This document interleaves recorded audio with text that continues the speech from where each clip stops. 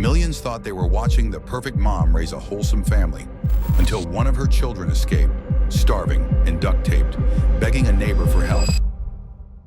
In a world where family moments are shared online, where smiles become thumbnails and laughter becomes content, how do we separate love from control? I'm going to take the scissors, look at me, and I'm going to cut its head off. How do we tell the difference between a caring mother and a controlling figure hidden behind the mask of faith and structure? This is not just a YouTube story. This is a human story. A story about the cost of blind trust, the dangers of unchecked influence, and the silent suffering of children masked behind choreographed joy. For years, Ruby Franke was celebrated as the face of disciplined motherhood. What are you doing over there? No texting at the dinner table.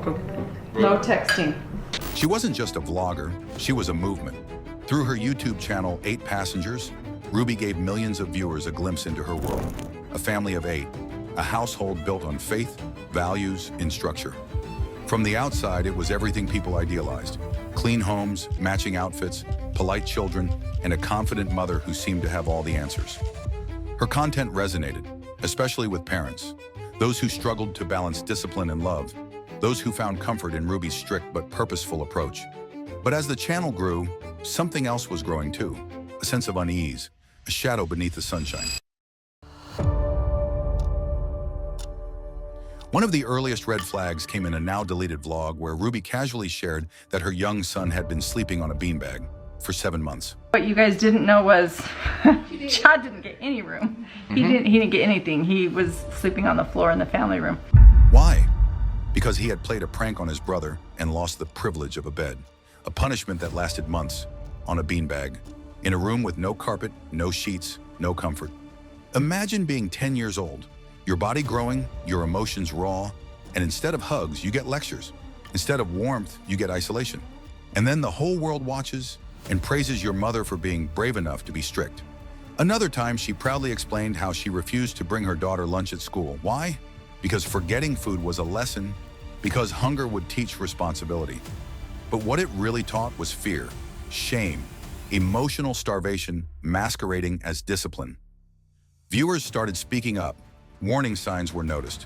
But Ruby, she stood her ground. And many fans, they dismissed it. They called it tough love. They called it parenting. But Ruby wasn't parenting alone. Behind her, guiding her, and eventually partnering with her, was Jody Hildebrandt, a licensed counselor, a self-proclaimed expert in moral reform and emotional accountability. Together, Ruby and Jody created a counseling and coaching brand called Connections. It promised to fix families, to restore truth. But behind the buzzwords was something far more sinister. Their parenting philosophy revolved around shame, around complete obedience. Children were to be molded, not understood, controlled, not nurtured. In one audio clip, Jody stated that children are inherently manipulative and that parents must break them down to build them up again. This wasn't love, this was emotional warfare. As Ruby grew more entangled with Jody's teachings, her content changed, her language changed, her punishments intensified, and her heart, it seemed to harden. It happened quietly, no cameras, no YouTube, just a barefoot boy running through the streets of Utah, skinny, starving, injured, desperate. He knocked on a stranger's door and whispered the words that would break the silence. "Help me." Well, what are they? Taking me to the nearest police station. Well, actually, just one's fine. When police arrived at the house he fled from, Jody Hildebrandt's residence, they found another child, also starved, also injured, also duct-taped. Children, wrapped in duct tape, open wounds, skin on bone, forgotten by the world while their mother preached truth to the internet. That same day, Ruby Franke and Jody Hildebrandt were arrested. The charges, 6 counts each of aggravated felony child abuse. Everything came crashing down. The facade crumbled, and behind the smiles was suffering. The public outcry was immediate. Millions who once admired her were now horrified. Former fans issued apologies. Comment sections turned into confessionals, people expressing guilt, disbelief, anger. Ruby's oldest daughter, Sherry, who had been estranged for years, posted a message online. "Today is a big day. My siblings are safe. Justice is coming." The Channel 8 Passengers was deleted. Sponsors pulled out.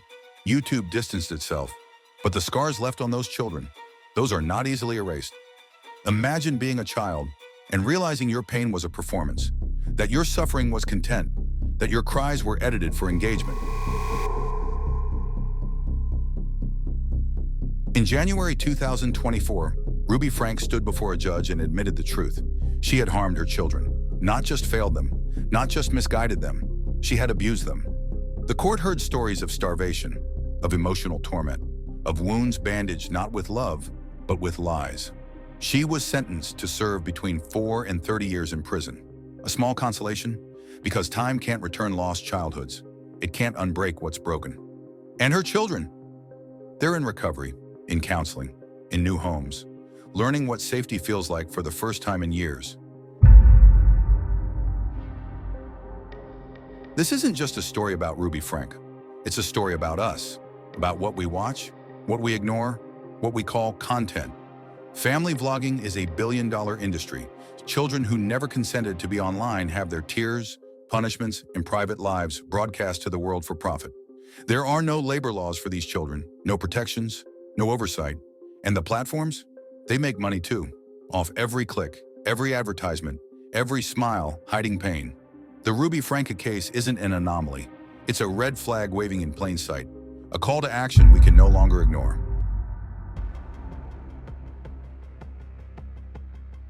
In the aftermath of this case, advocates are demanding regulation, stricter rules, greater transparency, a reimagining of what family content should be online. Children are not props. They are not actors. They are not content. They are human beings with voices, feelings, and the right to privacy. If Ruby Franke's story teaches us anything, it's this: believe children, protect them, even when the world is clapping for their pain. We watch Ruby Frank raise her kids online. We watch discipline turn to punishment, love turn to control, and parenting turn into pain. Let's not let another child grow up thinking pain is love, that silence is obedience, that their value lies in views. This wasn't just a story about one mother. It was about silence, about the pain that hides in plain sight, about how easily we can mistake control for care, discipline for devotion, and suffering for strength. We watched Ruby Franke's life unfold like a family drama, but behind the thumbnails, the edits, and the carefully chosen words were children simply begging to be heard. If we take anything away from this story, let it be this: children deserve more than exposure. They deserve protection. They deserve to be raised, not performed, loved, not led by fear. And we, watchers, followers, supporters, we have a responsibility, not to click without thought, not to accept polished content at face value, but to pause, to question, to advocate for the voiceless. The internet is full of stories, but some stories shouldn't be content. Some stories are cries for help wrapped in smiles. If you suspect a child is in danger, speak up. It might be the moment that changes everything. Thank you for listening, for caring, for choosing not to look away. And that brings us to the end of today's video.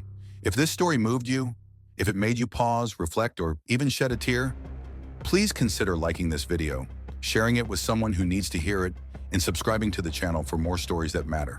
Your support helps bring awareness to voices that have been silenced for too long. Until next time, take care of yourselves and each other. See you in the next video. Goodbye for now.